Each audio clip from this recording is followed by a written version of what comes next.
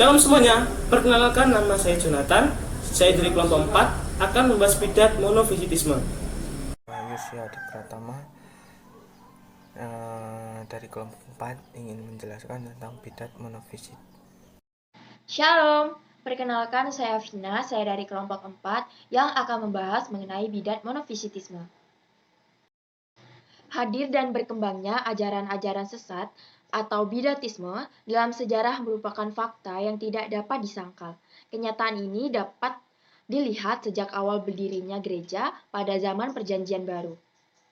Para penulis Perjanjian Baru benar-benar telah berjuang untuk menghadapi ajaran-ajaran sesat yang seperti Rasul Yohanes, Rasul Paulus, dan rasul-rasul lainnya. Dengan gigih telah berjuang untuk mempertahankan kemurnian ajaran gereja dari rongrongan ajaran-ajaran sesat tersebut, mulai dari mencela ajaran tersebut dengan mengutuk para penganutnya sebagai pengacau dan perusak doktrin gereja yang ortodoks. Yang pertama kita akan membahas tentang definisi monofisit.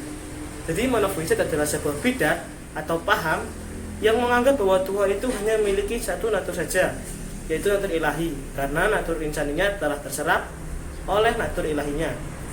Sedangkan di pengakuan iman Kalsedon, kita belajar bahwa Tuhan itu memiliki dua natur, dan kedua natur tersebut tidak tercampur, tidak dapat berubah, tidak terbagi, dan tidak terpisah. Jadi natur ilahi tetap ilahi, dan natur insani tetaplah insani. Menjelaskan tentang bidat monofisit atau monofisitisme. Nah, monofisit itu kepercayaan bahwa Yesus memiliki satu kodrat, hanya kodrat ilahi saja. Di kepercayaan ini, Yesus tidak memiliki sifat manusia yang sejati karena sifat kemanusiaan yang dimilikinya dimasukkan atau diserap ke dalam satu sifat ilahi. Kalau kita melihat dari sisi kemanusiaannya, dalam segala hal kita dicobai sebagai manusia, dan Allah pun pernah dicobai sebagai Yesus dicobai sebagai manusia. Nah, perbedaannya, kalau Yesus dicobai sebagai manusia, terus dia tidak melanjutkan dengan dosa. Kalau kita dicobai sebagai manusia, pasti kita akan melanjutkan dengan perbuatan dosa. Nah, itu kalau dilihat dari sisi manusianya. Kalau sekarang saya akan membahas tentang tokoh pendukung. Tokoh pendukung itu pertama yang saya bahas itu tentang Eutyches. Itu seorang rahib di biara Arkimandrit di Konstantinopel. Ia dikenal sebagai salah satu tokoh yang mendukung keilahian dan ketuhanan Kristus atau yang biasa disebut monofisitisme. Ia mengajarkan bahwa Kristus hanya sehakikat dengan Allah dan bukan dengan manusia.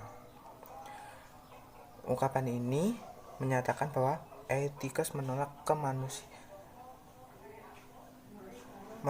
kemanusiaan Kristus, tetapi baginya kemanusiaan Kristus telah terserap oleh keilahiannya. Terus atas pemikiran ini, Eutyches ini dituduh sebagai tokoh yang mengajarkan imam yang mengajarkan ajaran sesat. Atas tujuan inilah kemudian Eutyches dipanggil ke sinode yang dipimpin oleh Patrik Konstantinopel, yaitu Flavianus.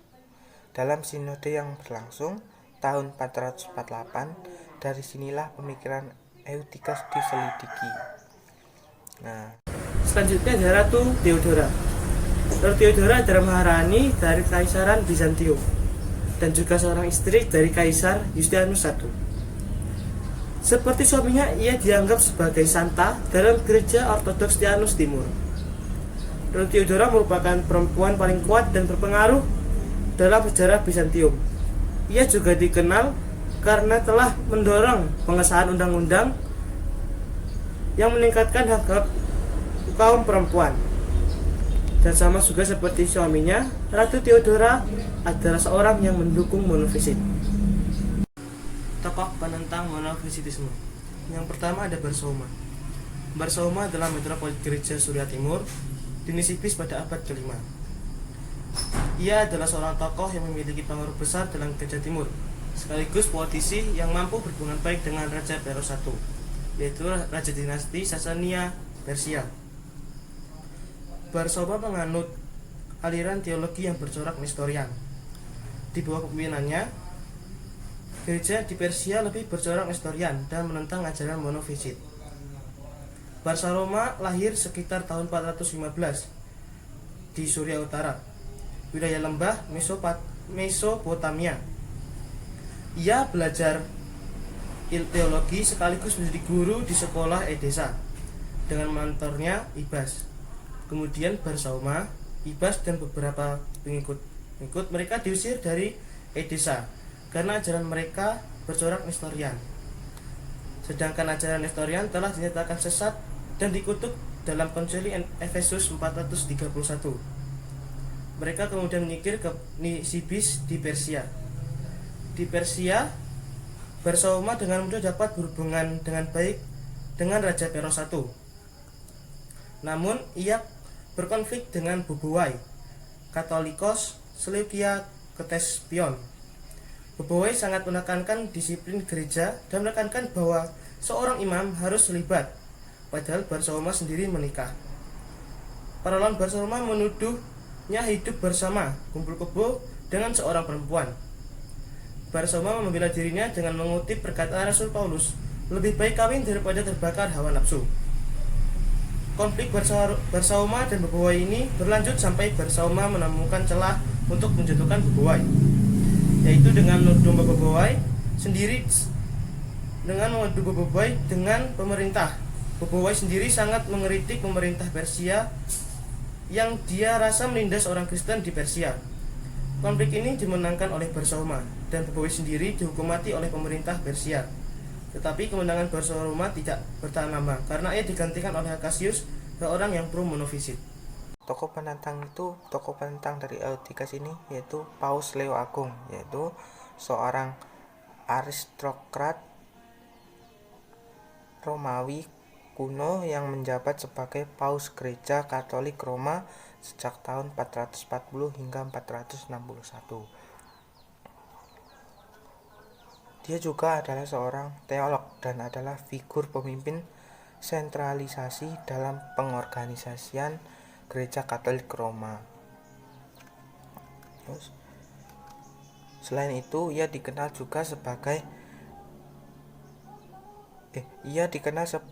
juga karena perdebatannya dengan Eutyches tadi yang pendukung monofisit. Dalam menghadapi Eutyches, Leo tidak datang untuk ikut dalam konsili Efesus 449, melainkan dia mengirimkan sebuah pernyataan yang dimuat dalam Tomus. Tomus ini buku si Paus Leo Agung. Nah, untuk dibacakan di dalam konsili sebagai wujud kutukan terhadap Eutyches. Dekrit dalam Tomus ini juga didukung penuh oleh Kaisar Valentinus III. Nah, di dalam di dalam buku ini itu didukung penuh oleh Kaisar Valentinus III. Nah, mungkin begitu saja yang bisa saya jelaskan tentang pengetahuan umum tokoh pendukung dan tokoh penentang. Terima kasih. Nah, sekarang kita akan melihat pandangan yang benar mengenai pribadi Yesus Kristus, dan kita akan menggunakan pengakuan-pengakuan iman yang menjadi dasar kebenaran akan Yesus Kristus, dan juga kita akan melihat bagian sesatnya bidat monofisitisme ini dengan melihat pengakuan iman. Nah, kita akan menggunakan 3 pengakuan iman, yaitu pengakuan iman Nikia Konstantinopel, kedua pengakuan iman Chalcedon, dan yang ketiga adalah pengakuan iman Athanasius. Nah, Untuk yang pertama, kita akan membahas dari pengakuan iman Kalsedon terlebih dahulu. Nah, berdasarkan definisi dari monofisitisme, yaitu bahwa Yesus Kristus hanya memiliki satu natur, yaitu natur ilahi, dan natur insaninya telah terserap oleh natur ilahinya. Nah, pandangan monofisitisme ini sangat bertentangan dengan yang ada dalam pengakuan iman Kalsedon. Karena dalam pengakuan iman Kalsedon tertulis bahwa Yesus Kristus, karena dalam pengakuan iman Kalsedon tertulis begini, bahwa Tuhan kita Yesus Kristus adalah bagi kita anak yang satu dan sama, yang sempurna dalam keilahian, yang sempurna dalam kemanusiaan, Allah sejati dan manusia sejati. Nah, dalam bagian ini sudah cukup menjelaskan bahwa Yesus adalah 100% ilahi dan 100% insani. Selanjutnya, dalam pengakuan iman Kalsedon juga tertulis, Kristus yang satu dan sama, anak Tuhan, satu-satunya yang diperanakan, diakui dalam dua hakikat yang tidak tercampur, tidak dapat berubah, tidak dapat terbagi, tidak dapat terpisah. Nah, yang bagian ini sangat menekankan juga bahwa Yesus memiliki dua natur atau dua hakikat. Nah, dan kedua natur ini tidak dapat tercampur, yang seperti didefinisikan oleh para pencetus ajaran monofisitisme, di mana bahwa natur insani Yesus Kristus terserap oleh natur ilahinya. Selanjutnya, kita akan melihat ke dalam pengakuan iman Athanasius. Dalam pengakuan iman Athanasius, menuliskan bahwa Yesus adalah Allah sepenuhnya dan manusia sepenuhnya. Pada pengakuan iman Athanasius juga mengatakan bahwa Yesus Kristus adalah benar-benar Allah dan benar-benar manusia. Jadi, dapat dilihat bahwa apa yang tertulis dalam pengakuan iman sangat berkebalikan dengan apa yang pandangan monofisitisme ini ajarkan. Untuk yang terakhir, kita akan melihat dari pengakuan iman Nikea Konstantinopel. Dituliskan, kami percaya kepada satu Tuhan Yesus Kristus, anak tunggal Allah, diperanakkan dari Bapa sebelum segala zaman, terang dari terang, Allah yang sejati dari Allah yang sejati, diperanakkan, bukan diciptakan, sehakikat dengan Bapa, olehnya segala sesuatu diciptakan. Bagi kita manusia, dan untuk keselamatan kita, Dia turun dari surga, berinkarnasi oleh Roh Kudus dan dari anak darah Maria dan menjadi manusia. Oke, kalau kita lihat dalam pengakuan iman Nikea Konstantinopel mengenai hakikat Yesus tidak begitu ditekankan seperti kedua pengakuan iman yang sudah kita bahas tadi. Tapi pada penggalan yang sudah saya bacakan tadi, sangat menjelaskan bahwa Yesus adalah benar-benar Allah dan juga benar-benar manusia. Ketiga pengakuan iman yang telah kita baca tadi adalah dasar yang benar untuk mengetahui Allah Trinitas yang benar. Dan mengenai pandangan monofisitisme yang menyatakan bahwa Yesus adalah hanya satu hakikat, maka berdasarkan pengakuan iman yang sudah saya jelaskan tadi, menyatakan bahwa monofisitisme adalah salah dan monofisitisme adalah benar-benar bidat. Nah, kita sudah mempelajari bagian-bagian mana yang sesat dari ajaran monofisitisme dan juga mempelajari hakikat yang benar dari Kristus Yesus Kristus. Nah, mungkin sekarang kita bertanya-tanya nih, kenapa sih kita harus mengetahui kalau ajaran ini itu sesat? Kenapa ya? Emang penting? Well, penting loh ternyata mempelajari atau mengetahui kalau ajaran-ajaran apapun itu sesat. Karena kita harus ada di jalan yang benar untuk mendapatkan keselamatan. Membicarakan keselamatan, kalau kita mempelajari hal yang sesat, apakah kita masih mendapatkan keselamatan? Di video ini, kita akan membahas dua kemungkinan. yaitu kemungkinan iya dan mengapa, tidak lalu mengapa. Nah, kalau kemungkinannya kita mendapatkan keselamatan, loh, kenapa kok kita dapat keselamatan?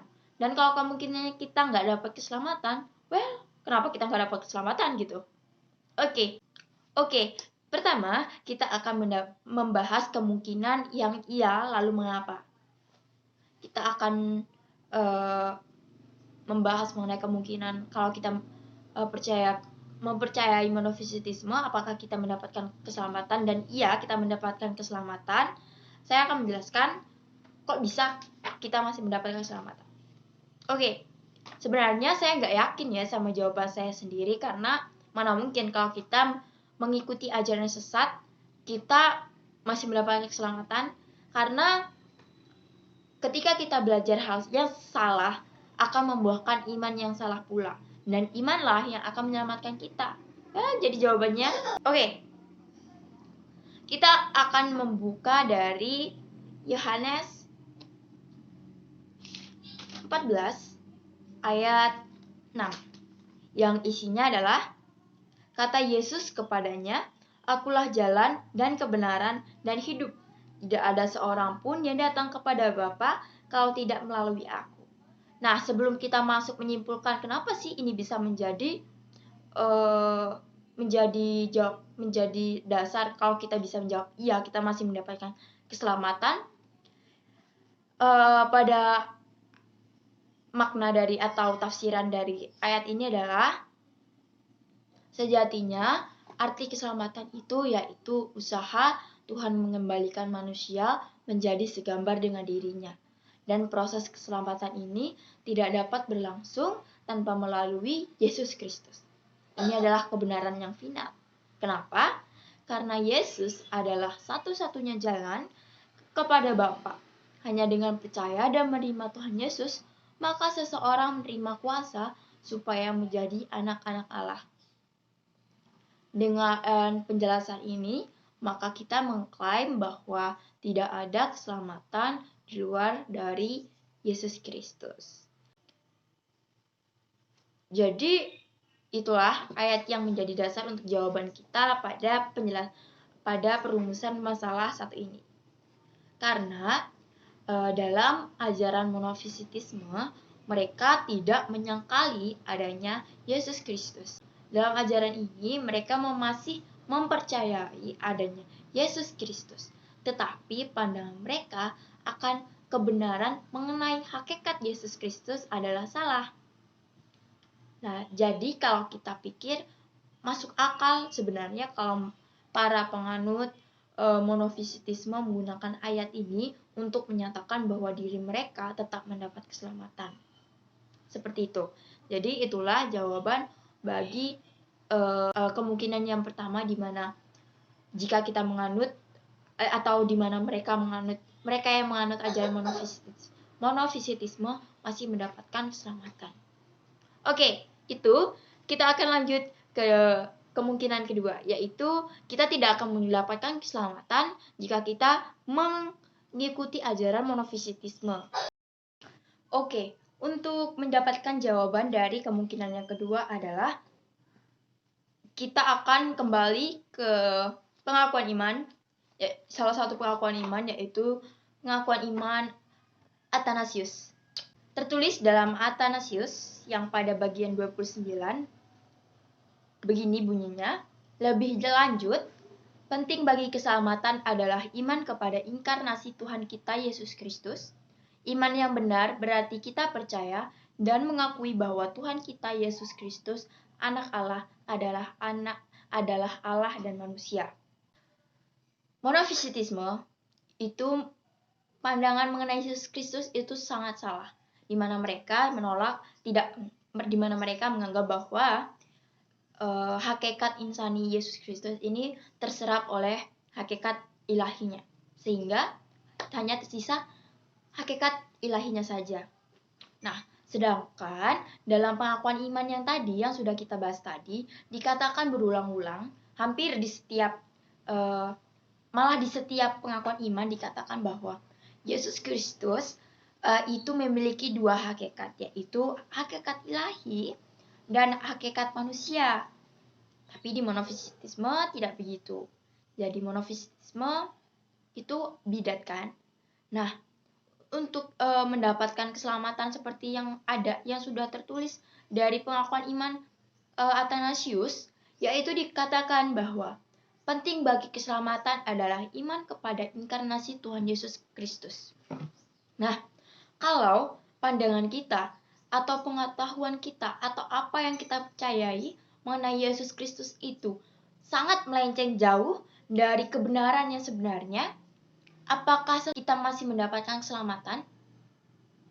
Tidak, karena dikatakan pada pengakuan iman ini adalah keselamatan adalah iman kepada inkarnasi Yesus Kristus. Nah, kalau iman kita mempercayai suatu hal yang salah dan dan apa yang kita percayai dan apa yang kita pelajari itu membuahkan iman yang salah pula, tentu kita tidak akan mendapatkan keselamatan. Nah, pada yang ke-30 tertulis bahwa Yesus adalah Allah dan adalah manusia. Nah, jadi kita harus mengetahui nih, iman yang benar itu untuk mendapatkan keselamatan adalah dengan iman kita yang benar, dan iman kita dan pengetahuan kita mengenai Tuhan Yesus Kristus yang benar, yaitu di mana Yesus Kristus adalah 100% Allah dan 100% manusia. Jadi, itulah kenapa kita tuh, kalau kita mempercayai monofisitisme ini, kita nggak akan mendapatkan keselamatan, karena monofisitisme ini adalah pandangan yang sangat salah. Dan untuk mendapatkan keselamatan, kita harus memiliki pandangan yang benar. Itulah jawaban dan penjelasan mengapa kita tidak akan mendapatkan keselamatan jika kita mempercayai bidat monofisitisme ini. Nah, sebelum beralih ke refleksi, kita akan membahas dulu nih bidatisme yang lain yang namanya itu mirip dengan monofisitisme, yaitu miafisitisme. Nah, miafisitisme atau yang disebut juga dengan henofisitisme adalah kristologi dari gereja ortodoks oriental. Menurut monofisitisme, dalam satu pribadi Yesus Kristus, keilahian dan kemanusiaan dipersatukan dalam satu kodrat atau hakikat. Kedua kodratnya dipersatukan tanpa pemisahan, tanpa pembauran, dan tanpa alterasi. Kami akan merefleksikan apa saja yang telah kami pelajari mengenai monofisitisme. Banyak poin-poin yang kami pelajari dan kami refleksikan. Yang pertama adalah sebelum ini kami tuh tidak terlalu mengetahui hakikat Yesus Kristus. Tapi setelah mempelajari ini, kami dapat mengetahui hakikatnya dan menyadari pentingnya mengetahui itu. Yang kedua adalah kami menyadari bahwa pengetahuan akan Allah yang benar adalah hal yang sangat penting. Yang ketiga, mengetahui kebenaran membuahkan iman yang benar pula. Iman yang benar akan menyelamatkan kita. Sehingga jika kita harus berhati-hati dalam mengetahui suatu hal dan harus mencari kebenarannya, sehingga kita tidak salah membuahkan iman.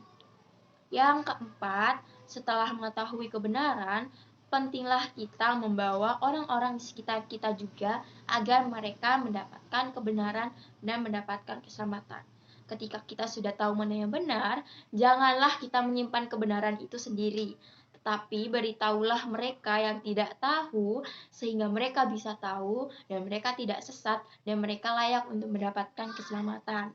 Yang terakhir, kita harus mengetahui lebih dalam tentang Yesus Kristus yang Allah utus agar kita tidak sesat dengan banyaknya ajaran-ajaran sesat yang di bumi ini. Seperti pembuka tadi, ajaran sesat di bumi ini sangatlah banyak. Dan kita harus berhati-hati dan kita haruslah mempelajari kebenaran yang mutlak sehingga kita tidak ikut sesat. Begitu. Itulah refleksi dari kami. Kiranya penjelasan kami mengenai bidat monofisitisme ini dapat menambah pengetahuan kita mengenai kebenaran akan Yesus Kristus dan menyadarkan kita pentingnya pengenalan akan kebenaran mengenai Allah yang benar. Terima kasih. Kami mohon maaf untuk kesalahan kata, kesalahan kalimat, atau kesalahan informasi. Kiranya penjelasan ini memberkati kita semua. Tuhan Yesus memberkati. Terima kasih.